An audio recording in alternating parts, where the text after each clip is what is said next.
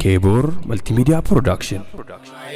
Warradin barsiisu hawaasa fi dukkana irraa baasu jazaa keessan rabbumaan baasu. Isaanii kennuuf ta'an kuni nama caalima osoo kan hundi illee ol ka'ee dhaabatee hunduu dhaabatu waan godhatan waan ta'eef hundi keessanuu asiyaa yoo jenne bakki ga'u maal goone? Ayyee maal jettan? Maal tuttaan? Amma gara sirna ajaa'ibaa kabajaa addaa kennaa addaa ulamaanni kenna rabbiin ilmii guddaanuu isaan kabajeeraa dura ummata kenna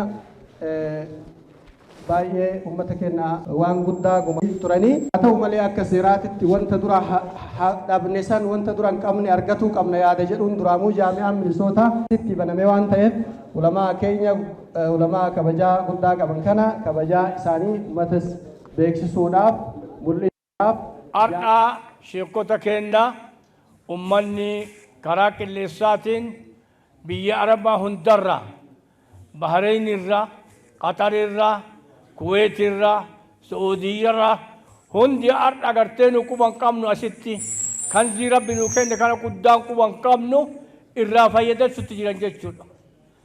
Qaatadaan gaa deemna uluma baasuu wayyuunu Sheikh Yusuf kene Sheikh Yusuf bekamo Sheikh Sudaria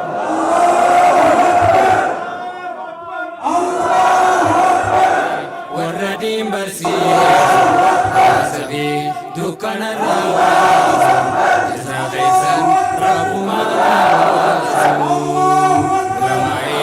Warradin barsiisu hawaasa fi dukkana irraa baasu jazaa keessan rabbumaan baasu.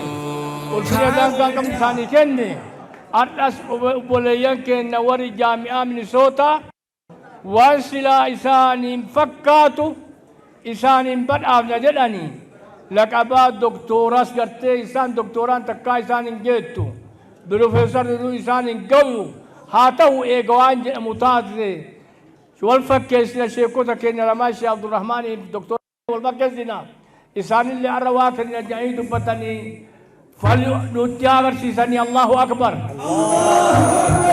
الله أكبر Sheikh Yusuf Adam Ali honorary doctorate degree in Islamic studies الله ተካይ ሚኒሶታ ዩኒቨርሲቲ በቀጥታ ነው ይህ ሽልማት ተሰጣቸው። ውጭ ሀገርም በአገር ውስጥ የሚሰሙ ይህ በአሁን ሰዓት የምታዩ ከፊት ለፊታችሁ የሐጂ ዩሱፍ ጭሮ የክብር دكتورate بشاشمني كتما الله أكبر. من هذه القاعة جامعة الإسلامية بمينيسوتا فرع إثيوبيا أقامت حفلة التخرج لطلابها المتخرجين 2025. بهذه المناسبة الجامعة من إدارتها الأصلية من مينيسوتا بذلت وسام الفخر الدكتوراه لفضيلة الوالد الشيخ حاجي يوسف علي الذي أفنى عمره 50 سنة التي لها علاقة كبيرة بالإسلام. فبهذه المناسبة اليوم نرى أمامنا إن شاء الله جبلا راسخا. الله أكبر الله أكبر. warradin barsiisu hawaasa fi dukkana irraa baasu jazaa keessan rabbumaan baasu. Ulamaa'i warradin barsiisu hawaasa fi dukkana irraa baasu jazaa keessan rabbumaan baasu.